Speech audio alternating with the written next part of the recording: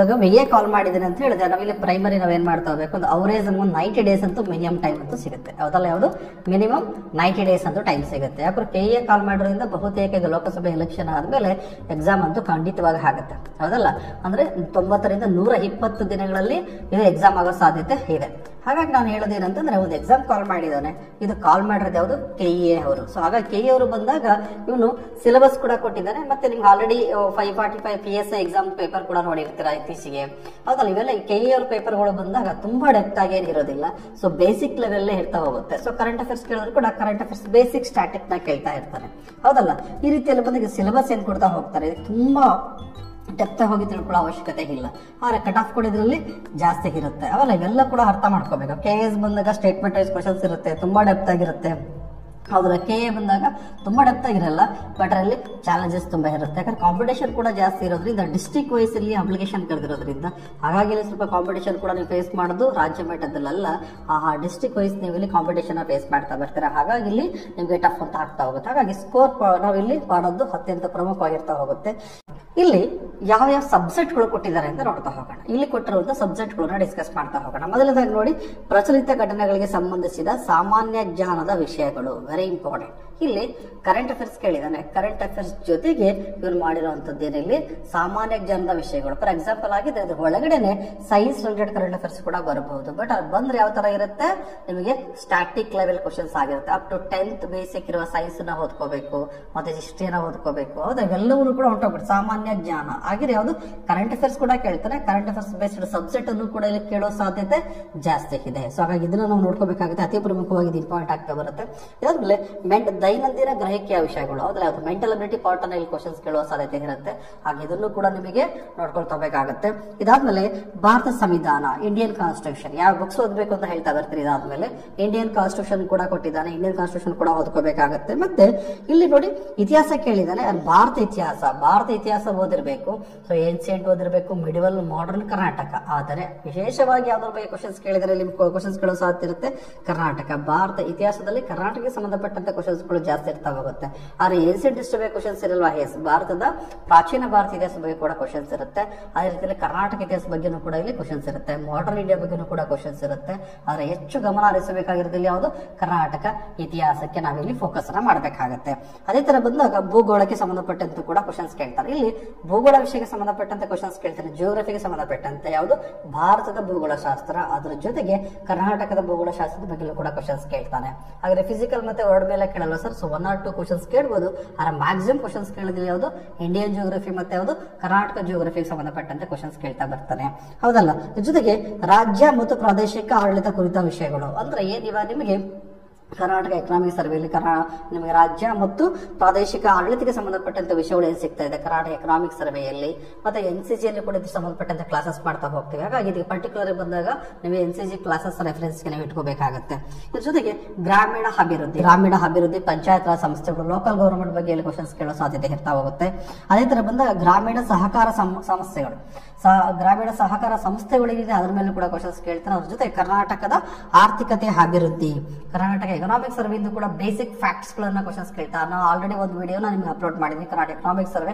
ಅದರಿಂದ ಕೂಡ ಬಹುಶಃ ಕರೆಂಟ್ ನಿಮಗೆ ಯಾವುದು ಕ್ವಶನ್ಸ್ ಗಳು ಬರೋ ಸಾಧ್ಯತೆ ಇರ್ತಾ ಬರುತ್ತೆ. ಅದನ್ನು ಕೂಡ ನೋಡ್ಕೋಬಹುದು. ಮತ್ತೆ ಜೊತೆಗೆ ಇಲ್ಲಿ ಕರ್ನಾಟಕ ಪರಿಸರಕ್ಕೆ ಸಂಬಂಧಿಸಿದ ಸಮಸ್ಯೆಗಳು ಮತ್ತು ಅಭಿವೃದ್ಧಿ ಕುರಿತ ವಿಷಯಗಳು ಅಂದ್ರೆ ಪರಿಸರಕ್ಕೆ ಸಂಬಂಧಪಟ್ಟಂತೆ ಏನೇನು ಇಶ್ಯೂಸ್ ಗಳು ಇವೆ ಕನ್ನಡ. ಫಾರ್ ಎಕ್ಸಾಂಪಲ್ ಎತ್ತಿನ ಹೊಳೆ ಪ್ರಾಜೆಕ್ಟ್, ಹೌದಲ್ಲ, ಅದ್ರ ಜೊತೆಗೆ ರೀಸೆಂಟ್ ಆಗಿ ಬಂತು ಅಂತಂದ್ರೆ ಕಾವೇರಿ ಜಲನಯನ ಪ್ರದೇಶದಲ್ಲಿ ಬಂದಾಗ ನಿಮಗೆ ಮೇಕೆದಾಟು ಪ್ರಾಜೆಕ್ಟ್ ವಿವಾದ ಇದೆ. ಹೌದಲ್ಲ, ವರದಾ ಮತ್ತೆ ಬೆಡ್ತಿ ನದಿನ ಸೇರಿಸ್ತಿರೋದ್ರಿಂದ ಅಲ್ಲೂ ಕೂಡ ವಿವಾದ ಇದೆ. ಹೌದಲ್ಲ, ಈ ತರದ್ದು ಯಾವ್ಯಾವ್ದು ಪರಿಸರಕ್ಕೆ ಸಂಬಂಧಪಟ್ಟಂತ ವಿವಾದಗಳು ಇವೆ, ವೆಸ್ಟರ್ನ್ ಘಾಟ್ಸ್ ಅಲ್ಲಿ ಇರುವಂತಹ ವಿವಾದಗಳು ಆಗ್ಬಹುದು.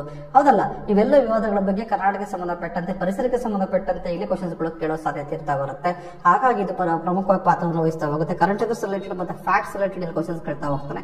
ಇದನ್ನು ಕೂಡ ಕ್ಲಾಸಸ್ ಪ್ಲಸ್ ಮತ್ತೆ ನೋಟ್ಸ್ ನಾವಿಲ್ಲಿ ಕೊಡ್ತಾ ಬರ್ತೀವಿ. ಸೊ ಹಾಗಾಗಿ ಈ GS ಪೇಪರ್ ಬರುತ್ತಲ್ಲ, ನಿಯರ್ಲಿ ಎಷ್ಟು 100 ಕ್ವಶನ್ಸ್ ನೀವು ಫೇಸ್ ಮಾಡಬೇಕಾಗುತ್ತೆ. ನಿಮಗೆ ಟೈಮ್ ಕೊಡ್ತಿರೋದಷ್ಟು 2 hours ಟೈಮ್ ಇರುತ್ತೆ. ಅದೆಲ್ಲ ಎಷ್ಟು 2 ಗಂಟೆ ಕಾಲವಾದಲ್ಲಿ 100 ಕ್ವಶನ್ಸ್ ಫೇಸ್ ಮಾಡಬೇಕಾಗುತ್ತೆ. ಇಲ್ಲಿ ಚಾಲೆಂಜ್ ಇರೋದು ಏನು ಅಂತಂದ್ರೆ ನೀವು ಒಂದು ಕ್ವಶನ್ಸ್ಗೆ 1 ಮಾರ್ಕ್ಸ್ ಸಿಗ್ತಾ ಹೋಗುತ್ತೆ. ಅದೇ ತರ ನಿಮಗೆ ಒಂದು ಕ್ವಶನ್ಸ್ ರಾಂಗ್ ಮಾಡಿದ್ರೆ 0.25 ನೆಗೆಟಿವ್ ಕೂಡ ಇರ್ತಾ ಹೋಗುತ್ತೆ. ಎಷ್ಟು 0.25 2-5 ನೆಗೆಟಿವ್ ಇರುತ್ತೆ. ಹಾಗೆ ನೆಗೆಟಿವ್ ಇರುವಂತ ಎಕ್ಸಾಮ್ ಹಾಗಾಗಿ ಕಟ್ ಆಫ್ ಸ್ವಲ್ಪ ಕಡಿಮೆ ಇರೋ ಚಾನ್ಸಸ್ಗಳು ಇರುತ್ತೆ. ಮತ್ತೆ ಡಿಪೆಂಡ್ ಅಪಾನ್ ಕ್ವಶನ್ ಪೇಪರ್ ಮತ್ತೆ ಡಿಸ್ಟ್ರಿಕ್ಟ್ ಲೆವೆಲ್ ಕಾಂಪಿಟೇಷನ್ ಯಾವ ತರ ಇರುತ್ತೆ ಅದ್ರ ಮೇಲೆ ಕಾಂಪಿಟೇಷನ್ ಇರುತ್ತೆ. ನೀವು ಇಲ್ಲಿ ಫೋಕಸ್ ಮಾಡಿ ಓದಿದ್ರೆ ಜೊತೆಗೆ ಇದು ಕ್ವಾಲಿಫಿಕೇಶನ್ ಕೇಳಿರೋದು ಓನ್ಲಿ PUC ಲೆವೆಲ್ಗೆ ಇರೋದ್ರಿಂದ ತುಂಬಾ ಡೆಪ್ತ್ ಆಗಿ ಕ್ವಶನ್ಸ್ ಬರೋ ಸಾಧ್ಯತೆ ಏನಾಗಿರುತ್ತೆ ಕಡಿಮೆ ಇರುತ್ತೆ. ಅಪ್ ಟು 10th ಮತ್ತೆ PUC ಲೆವೆಲ್ ಇರೋ ಬೇಸಿಕ್ ಬುಕ್ಸ್ ಗಳಿಂದ ಸುಮಾರು ಕ್ವಶನ್ಸ್ ಗಳು ಬರ್ತಾ ಹೋಗ್ತವೆ. ಜೊತೆಗೆ ಸಾಮಾನ್ಯ ಕನ್ನಡ, ಇಂಗ್ಲಿಷ್ ಮತ್ತೆ ಕಂಪ್ಯೂಟರ್ ಆಲ್ರೆಡಿ ನಿಮಗೆ FDST ಕೂಡ ಓದಿರ್ತೀರಾ, ಗ್ರೂಪ್ ಸಿ ಕೂಡ ಓದಿರ್ತೀರಾ, ಸೇಮ್ ಸಿಲೆಬಸ್ ಇಲ್ಲೂ ಕೂಡ ಕೊಡ್ತಾನೆ. ಇದಕ್ಕೆ ಎಲ್ಲಿವರೆಗೆ ಅಪ್ ಟು PUC ವರೆಗೆ ಇರುವಂತ ಜ್ಞಾನ ಇದ್ರೆ ಸಾಕಾಗುತ್ತೆ. ಸೊ ಕನ್ನಡಕ್ಕೆ ಏನ್ ಓದಬೇಕು ಅಂತ ಹೇಳ್ತಾ ಹೋಗ್ತೀವಿ, ಯಾವ ಟೆಕ್ಸ್ಟ್ ಬುಕ್ ರೆಫರೆನ್ಸ್ ಇಟ್ಕೋಬೇಕು ಅಂತ ಹೇಳ್ತೀನಿ. ಇಂಗ್ಲಿಷ್ ಕೂಡ ಅಷ್ಟೇ, ಮತ್ತೆ ಕಂಪ್ಯೂಟರ್ ಕೂಡ ಇಷ್ಟೇ. ಬೇಸಿಕ್ ಕಂಪ್ಯೂಟರ್ ನಾಲೆಡ್ಜ್ ಇರಬೇಕಾಗುತ್ತೆ ನಿಮಗೆ. ಅದೇ ತರ ಇಲ್ಲಿ ಸಾಮಾನ್ಯ ಇಂಗ್ಲಿಷ್ ಬಗ್ಗೆ ಕೂಡ ಇರಬೇಕಾಗುತ್ತೆ. ಅದೇ ತರ ಬಂದಾಗ ಕನ್ನಡಕ್ಕೆ ಸಂಬಂಧಪಟ್ಟಂತ ಕೂಡ ನೀವು ಸಾಮಾನ್ಯ ಜ್ಞಾನ ಇರಬೇಕಾಗುತ್ತೆ, ಹೌದಲ್ಲ. ಇಲ್ಲಿ ಹಾಕಿದ್ರೆ ಈ ಎಕ್ಸಾಮ್ ನ ಕ್ರಾಕ್ ಮಾಡಬೇಕು, VA ನ ಕ್ರಾಕ್ ಮಾಡಬೇಕು ಅಂದ್ರೆ ನಾವು ಫೋಕಸ್ ಮಾಡಬೇಕಾಗಿರೋದು ಯಾವುದನ್ನ. ಸೊ ಇಲ್ಲಿ ಪೇಪರ್ 2 ನ ನಾವು ಇಲ್ಲಿ ಫೋಕಸ್ ಮಾಡಬೇಕು. ಹಾಗಿದ್ರೆ ನೀವು ಯಾವ್ದೋ ಒಂದು ಪೇಪರ್ ಫೋಕಸ್ ಮಾಡಿ ಒಂದು ಪೇಪರ್ ಬಿಟ್ಬಿಟ್ರೆ ಎಕ್ಸಾಮ್ ಪಾಸ್ ಆಗುತ್ತಾ? ಇಲ್ಲ. ಅವ್ರು ಹೇಳಿರೋದೇನು 8 ಟೋಟಲ್ ಎಕ್ಸಾಮ್ ಮಾರ್ಕ್ಸ್ ನಡೀತಾ ಇದೆ, 200 ಮಾರ್ಕ್ಸ್ ಗೆ ನಡೀತಾ ಇದೆ ಅಲ್ಲ. ಈ ಪೇಪರ್ 1 100 ಮಾರ್ಕ್ಸ್ ಇದೆ, ಪೇಪರ್ 2 ಕೂಡ 100 ಮಾರ್ಕ್ಸ್ ಇದೆ. ಈ 200 ಮಾರ್ಕ್ಸ್ ಗೆ ನಡೆಯುವಂತಹ VA ಎಕ್ಸಾಮ್ ಅಲ್ಲಿ ನೀವು ಏನಾದ್ರು ಸರಾಸರಿ 35% ಅಷ್ಟು ಸ್ಕೋರ್ ತಗೋಬೇಕಾಗತ್ತೆ. ಅಂದ್ರೆ 100ಕ್ಕೆ ಅಟ್ಲೀಸ್ಟ್ 35 ತಗೊಂಡ್ರೆ ಮಾತ್ರ ಪಾಸ್ ಆಗ್ತೀವಿ. ಪೇಪರ್ 1 ನಲ್ಲಿ 35, ಪೇಪರ್ 2 ನಲ್ಲಿ 35, ಒಟ್ಟು 70 ನೀವು ಸ್ಕೋರ್ ಮಿನಿಮಮ್ ಇರಬೇಕು.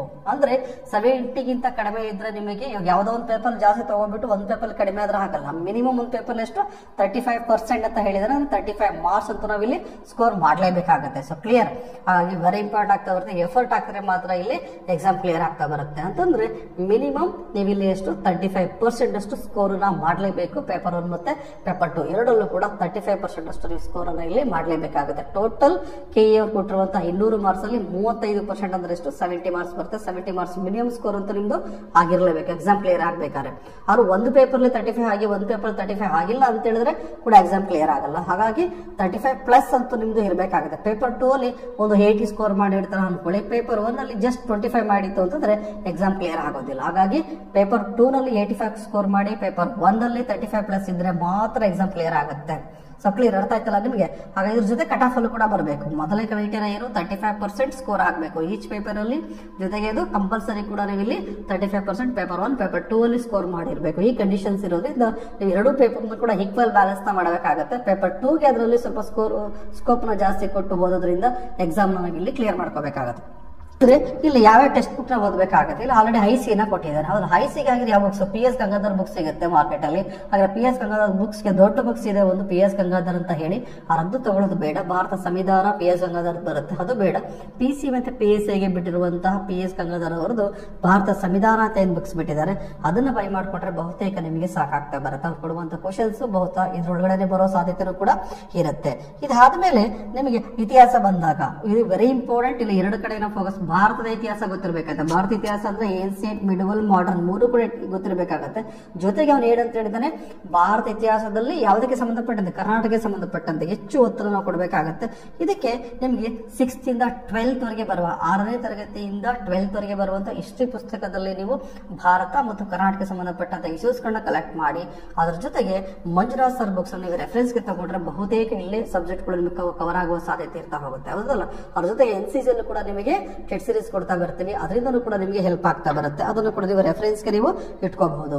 ಆಯ್ತು. ಮತ್ತೆ ಭಾರತದ ಭೂಗೋಳಶಾಸ್ತ್ರ. ಸೊ ಭಾರತ ಭೂಗೋಳಶಾಸ್ತ್ರ ಬಂದಾಗ ನಿಮಗೆ ಭೂಗೋಳಶಾಸ್ತ್ರದಲ್ಲಿ ಬಂದಾಗ 4 ಶಾಖೆ ಮಾಡ್ಕೊಳ್ತೀವಿ. ಯಾವುದು ಪ್ರಾಕೃತಿಕ, ವಿಶ್ವ ಭೂಗೋಳಶಾಸ್ತ್ರ, ಭಾರತ ಭೂಗೋಳಶಾಸ್ತ್ರ ಮತ್ತು ಕರ್ನಾಟಕ ಭೂಗೋಳಶಾಸ್ತ್ರ ಅಂತ. ಅದರಲ್ಲಿ ಇದು ಸ್ಪೆಸಿಫಿಕ್ ಆಗಿ ಯಾವುದು ಭಾರತದ ಭೂಗೋಳಶಾಸ್ತ್ರ ಮತ್ತು ಕರ್ನಾಟಕ ಭೂಗೋಳಶಾಸ್ತ್ರಕ್ಕೆ ಸಂಬಂಧಪಟ್ಟಂತ ಕ್ವಶನ್ಸ್ ಗಳು ಜಾಸ್ತಿ ಇರ್ತವೆ. ಸರ್ ಫಿಸಿಕಲ್ ಜಿಯೋಗ್ರಫಿ ಬರಲ್ವಾ ಅಂತ ಕೇಳ್ಬೋದು. ಹೌದು, ಸೋಲಾರ್ ಸಿಸ್ಟಮ್ ಈ ತರದ ಬೇಸಿಕ್ 1 or 2 ಕ್ವಶನ್ಸ್ ಗಳು ಬರೋ ಸಾಧ್ಯತೆ ಇರುತ್ತೆ ಅಷ್ಟೇ. ಅದರ ಮ್ಯಾಕ್ಸಿಮಮ್ ಕ್ವಶನ್ಸ್ ಗಳು ಬರೋದೆಲ್ಲ ಇಲ್ಲಿ ಭಾರತದ ಭೂಗೋಳಶಾಸ್ತ್ರ. ಇಂಡಿಯನ್ ಜಿಯೋಗ್ರಫಿ ಮತ್ತೆ ಕರ್ನಾಟಕ ಜಿಯೋಗ್ರಫಿಯಿಂದ ಬಹುತೇಕ ಕ್ವಶನ್ಸ್ ಗಳು ಬರೋ ಸಾಧ್ಯತೆ ಇರುತ್ತೆ. ಕ್ಲಿಯರ್. ಇದಾದ್ಮೇಲೆ ನಿಮಗೆ ಮಾನಸಿಕ ಸಾಮರ್ಥ್ಯ, ಮೆಂಟಲ್ ಅಬಿಲಿಟಿನೂ ಕೂಡ ಕ್ವಶನ್ಸ್ ಕೇಳೋ ಸಾಧ್ಯತೆ ಇರುತ್ತೆ. ರೀಸನಿಂಗ್ ಮತ್ತೆ ಆಪ್ಟಿಟ್ಯೂಡ್ ಬೇಸಿಕ್ ಕ್ವಶನ್ಸ್ ಗಳು ಇರ್ತಾವೆ. ಅಪ್ ಟು 10th ಲೆವೆಲ್ಗೆ ಇರುವಂತಹ ಕ್ವಶನ್ಸ್ ಗಳು ಬರೋ ಸಾಧ್ಯತೆ ಇರುತ್ತೆ. ಹಾಗಾಗಿ ಇಲ್ಲಿ ಮಾನಸಿಕ ಸಾಮರ್ಥ್ಯಕ್ಕೆ, ಮೆಂಟಲ್ ಅಬಿಲಿಟಿಗೆ ಬಂದಾಗ ಮಂಜುನಾಥ್ ಬಾಡಿಗೆ ಅವರ ಬುಕ್ಸ್ ರೆಫರೆನ್ಸ್ ಗೆ ಇಟ್ಕೊಂಡ್ರೆ ಸಾಕಾಗುತ್ತೆ. ಮತ್ತೆ ಯೂಟ್ಯೂಬ್ ಅಲ್ಲಿ ಒಂದಷ್ಟು ವಿಡಿಯೋಸ್ ಗಳು ಸಿಗ್ತವೆ. ಅದೇ ರೀತಿಯಲ್ಲಿ ಬಂದಾಗ ಸೈನ್ಸ್, ಅಲ್ಲಿ ಆಕ್ಚುಲಿ ಸೈನ್ಸ್ ಅಂತ ಎಲ್ಲೂ ಕೇಳಕ್ ಹೋಗಿಲ್ಲ, ಸಾಮಾನ್ಯ ಜ್ಞಾನ ಅಂತ ಕೊಟ್ಟಿದ್ದೇನೆ. ಹಾಗಾಗಿ ಅಲ್ಲಿ ಸಾಮಾನ್ಯ ಜ್ಞಾನದ ಒಳಗಡೆ ಕ್ವಶನ್ಸ್ ಕೇಳೋ ಸಾಧ್ಯತೆ ಇರುತ್ತೆ. ಮತ್ತೆ ಅನ್ವಯಿಕ ವಿಜ್ಞಾನದ ಮೇಲೆ ಕ್ವಶನ್ಸ್ ಬರೋ ಸಾಧ್ಯತೆ ಇರುತ್ತೆ. ಹಾಗಾಗಿ ಬೇಸಿಕ್ ಬುಕ್ಸ್ ಆಗಿ 6th ಇಂದ 10th ವರೆಗೆ ನೀವು ಬೇಸಿಕ್ ಬುಕ್ಸ್ ಸಣ್ಣ ರೆಫರೆನ್ಸ್ಗೆ ಇಟ್ಕೊಂಡು DSCRT ನ ಅದ್ರ ಜೊತೆಗೆ ನಿಮಗೆ 4G ಸೈನ್ಸ್ ಬುಕ್ಸ್ ಅನ್ನ ಒಂದ್ಸರಿ ರೀಡಿಂಗ್ ನ ಮಾಡ್ಕೊಂಡ್ರೆ ಅದು ಬೇಕಾಗಿರೋದನ್ನ ನೀವು ನೋಟ್ ಮಾಡಿ ಇಟ್ಕೊಂಡ್ರು ಕೂಡ ಸಾಕಾಗುತ್ತೆ. ಯಾವುದಕ್ಕೆ? ವಿಜ್ಞಾನಕ್ಕೆ ಸಂಬಂಧಪಟ್ಟಂತೆ. ಅದು ಕೂಡ ಅದರಲ್ಲಿ 4G ಸೈನ್ಸ್ ಅಲ್ಲಿ 2 ಬರುತ್ತೆ, PCPS ಎಲ್ಲ ಚಿಕ್ಕ ಬುಕ್ಸ್ ಬರುತ್ತೆ, ಅದನ್ನ ಬೈ ಮಾಡ್ಕೊಂಡ್ರೆ ನೀವು ಸಾಕಾಗುತ್ತೆ. ಅದ್ರ ಜೊತೆಗೆ ಸಂಬಂಧಪಟ್ಟಂತೆ ಅದೇ ತರ ಗ್ರಾಮೀಣ ಅಭಿವೃದ್ಧಿ, ಪಂಚಾಯತ್ ರಾಜ್ ಸಂಸ್ಥೆಗಳಿದೆ, ಲೋಕಲ್ ಗವರ್ಮೆಂಟ್ ಬಗ್ಗೆ ಮತ್ತೆ ಕೋಆಪರೇಟಿವ್ ಸೆಕ್ಟರ್ಸ್ ಬಗ್ಗೆ, ಅದೇ ರೀತಿಯಲ್ಲಿ ಬಂದಾಗ ಕರ್ನಾಟಕದ ಆರ್ಥಿಕತೆ ಬಗ್ಗೆ, ಕರ್ನಾಟಕ ಪರಿಸರ ಸಂಬಂಧಪಟ್ಟಂತಹ ಸಮಸ್ಯೆಗಳು ಮತ್ತು ಅಭಿವೃದ್ಧಿ ವಿಷಯಗಳಿಗೆ ಸಂಬಂಧಪಟ್ಟಂತ ಕ್ವಶನ್ಸ್ ಗಳು ಬರ್ತವೆ. ಪೇಪರ್ 1 ಅಲ್ಲಿ ಒಂದು 70-75 ಸ್ಕೋರ್ ಮಾಡಿ, ಪೇಪರ್ 2 ಅಲ್ಲಿ ಒಂದು 80 ವರೆಗೆ ಸ್ಕೋರ್ ಮಾಡಿದ್ರೆ ದಿ ಬೆಸ್ಟ್ ಸ್ಕೋರ್ ಆಗುತ್ತೆ. ಸಾಮಾನ್ಯ ಆರಾಮ್ಸೆ ನೀವು ಎಕ್ಸಾಮ್ ನ ಕ್ಲಿಯರ್ ಮಾಡ್ಕೋಬಹುದು. ಸೊ ನಾನು ಹೇಳೋದೇನಂತಂದ್ರೆ ಇವಾಗ ಏನು ಅಪ್ಲಿಕೇಶನ್ ಹಾಕಿದಿರಲ್ವಾ, ಸೊ ಅಪ್ಲಿಕೇಶನ್ ಹಾಕ್ತೀರ ಅಲ್ವಾ, ನೆಕ್ಸ್ಟ್ ಅದಕ್ಕೆ ಫೋಕಸ್ ಮಾಡೋದನ್ನ ಕಲ್ತ್ಕೊಳ್ಳಿ. ಸೊ ಸಮಾಜದಲ್ಲಿ ಏನೇನೋ ಘಟನೆಗಳು ನಡೀತಾ ಇರುತ್ತೆ, ಅದ್ರಲ್ಲಿ ಎಲ್ಲದ್ರ ಬಗ್ಗೆನೂ ಕೂಡ ನಾವು PhD ಮಾಡೋ ಬದಲು ಅಟ್ ಲೀಸ್ಟ್ ನಾವೀಗ ಒಂದು ಅಪ್ಲಿಕೇಶನ್ ಹಾಕಿದ್ರೆ ಇದಕ್ಕೆ ನಾವು ಎಫರ್ಟ್ ಅನ್ನ ಹಾಕ್ತಾ ಬರೋಣ. ಎಕ್ಸಾಮ್ ಪೋಸ್ಟ್ ಪೋನ್ ಆಗುತ್ತಂತೆ, ಸೊ ಎಕ್ಸಾಮ್ ತಕ್ಷಣ ನಡೆಯಲ್ವಂತೆ, ಈ ತರ ವದಂತಿಗಳಿಂದ ನಾವು ಸ್ವಲ್ಪ ದೂರ ಇದ್ದು ನಾವು ರೆಗ್ಯುಲರ್ ಪೋಸ್ಟ್ ಪೋನ್ ಆಯ್ತು, ಅಟ್ಲೀಸ್ಟ್ ಟೈಮ್ ಸಿಗ್ತಾ ಇದೆ, ಆದ್ರೆ ಟೈಮ್ ಸಿಗ್ತಾ ಇದೆ, ಹೋದೋಣ, ವರ್ಕ್ ಮಾಡೋಣ, ಮ್ಯಾಕ್ಸಿಮಮ್ ವರ್ಕ್ ಮಾಡೋ ಕಡೆ ಫೋಕಸ್ ಮಾಡ್ತಾ ಬನ್ನಿ. ಸಿಗೋ ಅಪರ್ಚುನಿಟಿನ ಯಾವುದೇ ಕಾರಣಕ್ಕೂ ಮಿಸ್ ಮಾಡ್ಕೋಬೇಡಿ. ಯಾಕೆ ಮರಳಿ ಪ್ರಯತ್ನ ಮಾಡೋಣ ಅಂತ ಅಂದ್ಕೊಂಡು ಎಷ್ಟು ಮರಳಿ ಪ್ರಯತ್ನ ಮಾಡೋದು, ಹೌದಲ್ಲ. ನಮಗೆ ಕ್ಯಾಟಗರಿ ಸೌಲಭ್ಯ ಇದೆ ಅಂತ 40 ವರೆಗೆ, OBC ಆದ್ರೆ 38 ವರೆಗೆ, GM ಆದ್ರೆ 35 ವರೆಗೆ ಮಾಡ್ಲಿಕ್ಕೆ ಆಗುತ್ತಾ, ಹೌದಲ್ಲ. ಯಾಕಂತಂದ್ರೆ ಲೈಫ್ ಟೈಮೇ ತುಂಬಾ ಕಡಿಮೆ ಆಗ್ತಿದೆ. ಹಾಗಾಗಿ ಯಾವ್ದಾದ್ರು ಒಂದು ಸರ್ಕಾರಿ ಹುದ್ದೆನ ನಾವಿಲ್ಲಿ ಪಡ್ಕೋಬೇಕಾಗುವಂತಂದ್ರೆ ಸಿಗೋ ಅಪರ್ಚುನಿಟಿನ ನಾವಿಲ್ಲಿ ಯೂಸ್ ಮಾಡ್ಕೋಬೇಕು. ನಿಮಗೆ ಯಾವ ಡಿಸ್ಟ್ರಿಕ್ಟ್ ಸೂಕ್ತ ಅನ್ನೋದನ್ನ ನೀವು ಯೋಚನೆ ಮಾಡಿ ಅದ್ರ ಮೇಲೆ ನೀವು ಅಪ್ಲಿಕೇಶನ್ ನ ಹಾಕೊಳ್ಳಿ, ಹೌದಲ್ಲ. ಯಾಕಂತಂದ್ರೆ ನೀವು ಇಲ್ಲಿ ಯಾವ ಡಿಸ್ಟ್ರಿಕ್ಟ್ ಸೆಲೆಕ್ಷನ್ ಮಾಡ್ತೀರಾ ನೀವು ಅಲ್ಲಿಗೆ ನೀವು ರಿಕ್ರೂಟ್ಮೆಂಟ್ ಆಗ್ತಾ ಬರುತ್ತೆ. ಹಾಗಾಗಿ ಸೊ ಕ್ಲಿಯರ್. ಇದ್ರ ಜೊತೆಗೆ ನೀವು ಪೇಪರ್ 2 ಗೆ ಬಂದಾಗ, ಸೊ ಪೇಪರ್ 1 ಅಲ್ಲಿ ಯಾವುದು ಕರೆಂಟ್ ಅಫೇರ್ಸ್ ನೋಡ್ಬೇಡ. ಸೊ ಪೇಪರ್ 1 ಗೆ ಬಂದ ಕರೆಂಟ್ ಅಫೇರ್ಸ್ ಕೂಡ ಕ್ವಶನ್ಸ್ ಕೇಳ್ತಾನೆ. ಸೊ ಹಾಗೆ ಯಾವುದು current affairs? Karnataka current affairs, ಇಂಡಿಯಾದಕ್ಕೆ ಸಂಬಂಧಪಟ್ಟಂತ ಕರೆಂಟ್ ಅಫೇರ್ಸ್ ಗಳು, ಅಪಾಯಿಂಟ್ಮೆಂಟ್ ಯಾವ್ದಾಗಿರುತ್ತೆ ಅದಕ್ಕೆ ಕರೆಂಟ್ ಅಫೇರ್ಸ್ ಸೋರ್ಸ್ ಏನು, ನಿಮಗೆ ಲಾಸ್ಟ್ ಒಂದು 6 to 7 ಮಂತ್ ಕರೆಂಟ್ ಅಫೇರ್ಸ್ ನಿಮಗೆ ಇಲ್ಲಿ ಬೇಕಾಗ್ತದೆ. ಪೇಪರ್ 2 ಗೆ ರೆಫರೆನ್ಸ್ ನೋಡ್ತಾ ಹೋಗೋಣ. ಪೇಪರ್ 2 ನಿಮಗೆ ಕನ್ನಡ ನಿಮಗೆ ಈಸಿಯಾಗಿ ಸ್ಕೋರ್ ಮಾಡುವಂಥದ್ದು, ಬಟ್ ಎಕ್ಸಾಮ್ ಟಫ್ ಮಾಡ್ಬಿಡ್ತಾನೆ. ಇದ್ರ ಬಗ್ಗೆ ಫೋಕಸ್ ಮಾಡ್ಕೊಳ್ಳಿ. ಕನ್ನಡ ಬಂದ NCC ಅಲ್ಲಿ ಬಂದ ಕ್ಲಾಸಸ್ ಕೂಡ ಕೊಡ್ತೀವಿ, ನಿಮಗೆ ರೆಕಾರ್ಡ್ ಕ್ಲಾಸ್ ಕೂಡ ಸಿಗ್ತಾ ಇದೆ. ಯಾರು ಇಂಟ್ರೆಸ್ಟ್ ಇದ್ದಾರೆ ಜಾಯ್ನ್ ಆಗ್ಬೋದು. ಮತ್ತೆ ಇದಕ್ಕೆ ಸಂಬಂಧಪಟ್ಟ ಟೆಸ್ಟ್ ಸೀರೀಸ್ ಕೂಡ ನಮಗೆ ಇಲ್ಲಿ ಪ್ರೊವೈಡ್ ಮಾಡ್ತಾ ಬರ್ತೀವಿ. ಸೊ ಕನ್ನಡ ಅಂತ ಬಂದಾಗ ನಿಮಗೆ ಈ DSCRT ಬುಕ್ ಸೇರಿದೆ 6 to 12 ವರೆಗೆ ಬರುವಂತ ಗ್ರಾಮರ್ ಪಾರ್ಟ್ ಅಷ್ಟೇ ನೋಡ್ಕೋಬೇಕಾಗುತ್ತೆ. ತುಂಬಾ ಕ್ವಶನ್ಸ್ ಗಳು ಅಲ್ಲಿಂದನೇ ಬರೋ ಸಾಧ್ಯತೆ ಇರುತ್ತೆ. ಅದ್ರ ಜೊತೆಗೆ ಕನ್ನಡ ವ್ಯಾಕರಣ ದರ್ಪಣ ಅಂತ ಹೇಳಿ ಕನ್ನಡ ಸಾಹಿತ್ಯ ಪರಿಷತ್ ಅವರು ಏನ್ ಬಿಟ್ಟಿರ್ತಾರೆ ಆ ಬುಕ್ಸ್ ಅನ್ನ ಬೈ ಮಾಡ್ಕೊಳ್ಳಿ. ರತ್ನಕೋಶ ಅಂತ ಕನ್ನಡ ಸಾಹಿತ್ಯ ಪರಿಷತ್ ಅವ್ರು ಬಿಟ್ಟಿರ್ತಾರೆ ಆ ಬುಕ್ಸ್ ಅನ್ನ ಬೈ ಮಾಡ್ಕೊಳ್ಳಿ. ಅದ್ರ ಜೊತೆಗೆ KM ಸುರೇಶ್ ಅವರದ್ದು ಸಾಮಾನ್ಯ ಕನ್ನಡ ಅಂತ ಏನ್ ಬುಕ್ಸ್ ಇರುತ್ತೆ, ಪ್ರಿವಿಯಸ್ ಇಯರ್ ಕ್ವಶನ್ ಪೇಪರ್ ಕೂಡ ಸಿಗ್ತವೆ. ಮತ್ತೆ ಸಾಹಿತ್ಯಕ್ಕೆ ಸಂಬಂಧಪಟ್ಟಂತ ಇಶ್ಯೂಸ್ ಗಳು ನಿಮಗೆ ಸಿಗ್ತಾ ಬರುತ್ತೆ. ಅವೆಲ್ಲನೂ ಕೂಡ ನೋಟ್ ಮಾಡ್ಕೊಂಡು ಹೋದ್ರಿಂದ ಒಂದು ಒಳ್ಳೆ ಸ್ಕೋರ್ ಅನ್ನ ಮಾಡ್ತಾ ಬರ್ಬೋದು. ಕನ್ನಡ ಬಂದಾಗ ಜನರಲ್ ಇಂಗ್ಲಿಷ್ಗೆ ಶಿವಕುಮಾರ್ ಮಹಾವಳ್ಳಿ ಸರ್ ಅಂತ ಹೇಳಿ ಬುಕ್ಸ್ ಸಿಗ್ತಾ ಇದೆ ನಿಮಗೆ. ಜನರಲ್ ಇಂಗ್ಲಿಷ್, ಸಾಮಾನ್ಯ ಇಂಗ್ಲಿಷ್ ಅಂತ ಸಿಗುತ್ತೆ ನಿಮಗೆ. ಈ ಸಾಮಾನ್ಯ ಇಂಗ್ಲಿಷ್ ಅಲ್ಲಿ ಬಂದಾಗ ತುಂಬಾ ಸುಲಭವಾಗಿ ಅವರು ಅದ್ರಲ್ಲಿ ಎಕ್ಸ್ಪ್ಲೈನ್ ಮಾಡಿದ್ದಾರೆ. ಕನ್ನಡ ಮತ್ತು ಇಂಗ್ಲಿಷ್ ಎರಡನ್ನೂ ಬಳಕೆ ಮಾಡಿರೋದ್ರಿಂದ ನಿಮ್ಗೆ ಈಸಿಯಾಗಿ ಅರ್ಥ ಆಗುತ್ತೆ. ಹಾಗೆ ಜನರಲ್ ಇಂಗ್ಲಿಷ್ಗೆ ಶಿವಕುಮಾರ್ ಮಾವಳಿ ಬುಕ್ಸ್ ಅನ್ನ ಬೈ ಮಾಡ್ಕೊಳ್ಳಿ.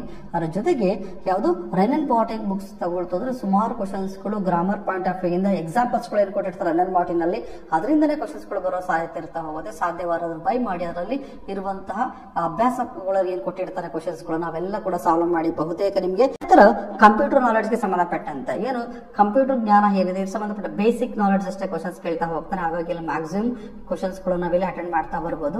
ಆಲ್ರೆಡಿ KL ಕೇಳಿರುವಂತಹ ಕ್ವಶನ್ಸ್ ಗಳು ಕಂಪ್ಯೂಟರ್ ರಿಲೇಟೆಡ್ ಅವೆಲ್ಲನೂ ಕೂಡ ಪ್ರೀವಿಯಸ್ ಇಯರ್ ಕ್ವಶನ್ ಪೇಪರ್ ಎಲ್ಲ ಕಲೆಕ್ಟ್ ಮಾಡಿದ್ರೆ ತುಂಬಾ ಇಶ್ಯೂಸ್ ಗಳು ಬರ್ತಾ ಹೋಗುತ್ತೆ. ಇಲ್ಲಿ ಬಂದಾಗ ಕನ್ನಡದಲ್ಲಿ ಚೈತ್ರ ಪಬ್ಲಿಕೇಶನ್ ಅವ್ರದ್ದು ಶಿವಗಾಮಿ ಅಂತ ಬುಕ್ಸ್ ಸಿಗ್ತಾ ಹೋಗುತ್ತೆ ನಿಮಗೆ. ಸಾಮಾನ್ಯ ಕಂಪ್ಯೂಟರ್ ಅಂತ ಹೇಳಿ ಅದನ್ನ ಬೈ ಮಾಡ್ಕೊಳ್ಳಿ, ಕನ್ನಡ ಮೀಡಿಯಂ ಅವ್ರು ಹೆಲ್ಪ್ ಆಗುತ್ತೆ. ಅದೇ ತರ ಬಂದಾಗ ಹರಿಯಾನ್ ಪಬ್ಲಿಕೇಶನ್ ಇಂಗ್ಲಿಷ್ ಮೀಡಿಯಂ ಸಿಗುತ್ತೆ. ಅವೆರಡು ಸಾಕಾಗುತ್ತೆ. ಹರಿಯಾನ್ ಇಂಗ್ಲಿಷ್ ಅಲ್ಲಿ ಸಾಕಾಗುತ್ತೆ, ಇಂಗ್ಲಿಷ್ ಅಲ್ಲಿ ಇನ್ನೊಂದು ಸಿಗುತ್ತೆ ತರುಣ್ ಗೋಯಲ್ ಅಂತ. ಒಂದ್ ವೇಳೆ ಸಿಕ್ಕಿದ್ರೆ ತಗೊಳ್ಳಿ, ಬಹುಶಃ ಪಬ್ಲಿಕೇಶನ್ ಸ್ಟಾಪ್ ಮಾಡಿತ್ತು ಅಂದ್ರೆ ಹರಿಯಾನ್ ಸಾಕಾಗುತ್ತೆ. ನೀವು ಎಕ್ಸಾಮ್ ನ ಕ್ಲಿಯರ್ ಮಾಡಬೇಕು ಅಂದ್ರೆ ಪೇಪರ್ 2 ಗೆ ನೀವು ಜಾಸ್ತಿ ಒತ್ತನ್ನ ಕೊಡ್ತಾ ಬನ್ನಿ. ಪೇಪರ್ 1 ಅಲ್ಲಿ ಯಾಕಂದ್ರೆ GS ಪೇಪರ್ ಇದೆಯಲ್ಲ, GS ಪೇಪರ್ ಯಾವತ್ತೂ ಅಷ್ಟೇ ನೀವು ಓದ್ಕೊಂಡು ಹೋಗ್ತಾ ಇರಿ, ಅದು ಮರ್ತ್ಕೊಂಡು ಹೋಗ್ತಾ ಇರುತ್ತೆ, ಹೌದಲ್ಲ. ನಿಮಗೆ ಸುಮಾರು ಜನ ಆಲ್ರೆಡಿ ಏನ್ ಕ್ಲಾಸ್ ಕೇಳ್ತಿದ್ರ ನೀವೆಲ್ಲ ನೋಡಿರ್ತೀರಾ. ನೀವೇನ್ ಓದ್ಕೊಂಡು ಹೋಗ್ತಿದ್ರೆ ಈ ಕಡೆ ಮುಂದೆ 5 days ಆಗ್ತಿಟ್ಕೆ ಮರ್ತ್ಕೊಂಡು ಹೋಗ್ತಿರತ್ತೆ. ಜೊತೆಗೆ ಈ GS ಪೇಪರ್ ಓದ್ಬೇಕು ಅಂತಂದಾಗ ಡೈವರ್ಷನ್ ಕೂಡ ನಮಗೆ ಜಾಸ್ತಿ ಇರುತ್ತೆ. ಸೊ ಹಾಗಾಗಿ GS ಪೇಪರ್ 70 ವರೆಗೂ ಸ್ಕೋರ್ ಮಾಡ್ಕೋಬೇಕು ಅಂತಂದ್ರೆ ನಿಮಗೆ ಈ ಸಲ್ಲಿ ಕೊಟ್ಟರು ಸಿಲೆಬಸ್ ಕರೆಕ್ಟ್ ಆಗಿ ಸ್ಟಡಿ ಮಾಡ್ಕೊಂಡು ಅದ್ರಲ್ಲಿ ಏನ್ ಓದ್ಬೇಕು ಏನ್ ಓದ್ಬಾರ್ದು ವೆರಿ ಇಂಪಾರ್ಟೆಂಟ್. ಯಾವ್ದನ್ನ ಓದ್ಬೇಕು ಯಾವ್ದನ್ನ ಓದ್ಬಾರ್ದು, ಮತ್ತೆ ನಾವು ಬರೀತಿರೋದು ಯಾವ ಎಕ್ಸಾಮ್ ಇದು ಗೊತ್ತಿರಬೇಕು. PU ಲೆವೆಲ್ ಎಕ್ಸಾಮ್ ಅದರಿಂದ ತುಂಬಾ ಡೆಪ್ತ್ ಆಗಿ ಹೋಗೋದಿಲ್ಲ, ಹೌದಲ್ಲ. ಸೊ ಬೇಸಿಕ್ ಕಾಮನ್ ಸೆನ್ಸ್ ಇರುವಂತಹ ಕ್ವಶನ್ಸ್ ಗಳಲ್ಲಿ ಜಾಸ್ತಿ ಬರೋ ಸಾಧ್ಯತೆ ಇರುತ್ತೆ. ಮತ್ತೆ ಫ್ಯಾಕ್ಟ್ಸ್ ಓರಿಯೆಂಟೆಡ್ ಕ್ವಶನ್ಸ್ ಗಳಲ್ಲಿ ಜಾಸ್ತಿ ಬರ್ತಾ ಹೋಗುತ್ತೆ. ಅದು ಪೇಪರ್ 1 ಆಗ್ಬೋದು, ಪೇಪರ್ 2 ಆಗ್ಬೋದು. ನೀವು ಅದೇ ಮೆಥಡ್ ಅಲ್ಲಿ ಓದಿದ್ರೆ ಸೊ ಮ್ಯಾಕ್ಸಿಮಮ್ ಎಕ್ಸಾಮ್ ನ ನೀವು ಇಲ್ಲಿ ಕ್ಲಿಯರ್ ಮಾಡಬಹುದು. ಇಲ್ಲಿ ಫ್ಯಾಕ್ಟ್ಸ್ ಮ್ಯಾಕ್ಸ್ ಓರಿಯೆಂಟೆಡ್ ಕ್ವಶನ್ಸ್ ಇರೋದ್ರಿಂದ ಮಲ್ಟಿಪಲ್ ರಿವಿಷನ್ಸ್ಗೆ ನೀವು ಇಲ್ಲಿ ಫೋಕಸ್ ಮಾಡಬೇಕಾಗುತ್ತೆ. ಸಾಧ್ಯವಾದಷ್ಟು ನಿಮ್ಮ ಗೋಡೆ ಮೇಲೆ ಬರೆದಿಟ್ಕೊಂಡು ಟೈಮ್ ಟೇಬಲ್ ಹಾಕೊಂಡು ಟೈಮ್ ಮ್ಯಾನೇಜ್ಮೆಂಟ್ ನೀವು ಕರೆಕ್ಟಾಗಿ ಮಾಡ್ಕೊಂಡ್ರೆ, ನೀವು ಇಂಪಾರ್ಟೆಂಟ್ ಟಾಪಿಕ್ಗಳನ್ನ ಬರೆದು ನಿಮ್ಮ ವಾಲ್ಗೆ ಹಾಕೊಳ್ತು ಅಂತಂದ್ರೆ ಪದೇ ಪದೇ ನೋಡೋದ್ರಿಂದ ನಿಮಗೆ ಹೆಲ್ಪ್ ಆಗ್ತಾ ಬರುತ್ತೆ. So clear. ಹಾಗಾಗಿ ಪ್ರಯತ್ನ ಯಾವತ್ತೂ ಕೂಡ ನಿರಂತರವಾಗಿರ್ಲಿ, ಯಾವುದೇ ಕಾರಣಕ್ಕೂ ಇದನ್ನ ಮಿಸ್ ಮಾಡ್ಕೋಬೇಡಿ. ಏನ್ ಟಾರ್ಗೆಟ್ ಮಾಡ್ತಿದ್ದೀರಾ, ಕಾಯ್ತಾ ಇದ್ರೆ ಅಟ್ಲೀಸ್ಟ್ VA ಆದ್ರೆ ಸಾಕು, PC ಆದ್ರೆ ಸಾಕು ಅಂತವ್ರಿಗೆ ನಾನು ಹೇಳೋದೇನಂತಂದ್ರೆ, ಸೊ ಅಟ್ಲೀಸ್ಟ್ VA ಏನಾದರೂ ಮಾಡ್ಕೊಳ್ಳಿ. ಸಿಗ್ತಾ ಇದೆ ಒಂದು ಆಪರ್ಚುನಿಟಿ ಅಷ್ಟೇ. ಇದಾದ್ಮೇಲೆ ನೀವು ಬೇರೆ ಯಾವ ಎಕ್ಸಾಮ್ ಕೂಡ ನೀವು ತಗೋತಾ ಹೋಗ್ಬೋದು, ಹೌದಲ್ಲ? ಹಾಗಾಗಿ ಸೊ ಮುಂದಿನ ವಿಡಿಯೋದಲ್ಲಿ ಬಂದಾಗ ನಿಮಗೆ ಆ ಒಂದು ಸ್ಟಡಿ ಪ್ಲಾನ್ ಜೊತೆ ಬರ್ತಾ ಹೋಗ್ತೀನಿ. ಎಷ್ಟು ದಿನ ಒಂದು ಸಬ್ಜೆಕ್ಟ್ ಅಂತ ತಗೋಬಹುದು, ಮತ್ತೆ ಸಬ್ಜೆಕ್ಟ್ ಬ್ಯಾಲೆನ್ಸ್ ಮಾಡೋದು ಹೇಗೆ, ನಾವು ಟೈಮ್ ಮ್ಯಾನೇಜ್ಮೆಂಟ್ನ ಹೇಗೆ ಮಾಡ್ಕೋಬಹುದು, ಮತ್ತೆ ನೋಟ್ಸ್ಗಳು ನಾವಿಲ್ಲಿ ಹೇಗೆ. ಈ ವಿಡಿಯೋ ಇಷ್ಟ ಆಗಿತ್ತು ಅಂತಂದ್ರೆ ನಿಮ್ಮ ಸ್ನೇಹಿತರು ಕೂಡ ಶೇರ್ ಮಾಡಿ. ಮುಂದಿನ ವಿಡಿಯೋದೊಂದಿಗೆ ಮತ್ತೆ ನಾನು ನಿಮ್ಮನ್ನ ಭೇಟಿ ಮಾಡ್ತೀನಿ. ನಮಸ್ಕಾರ.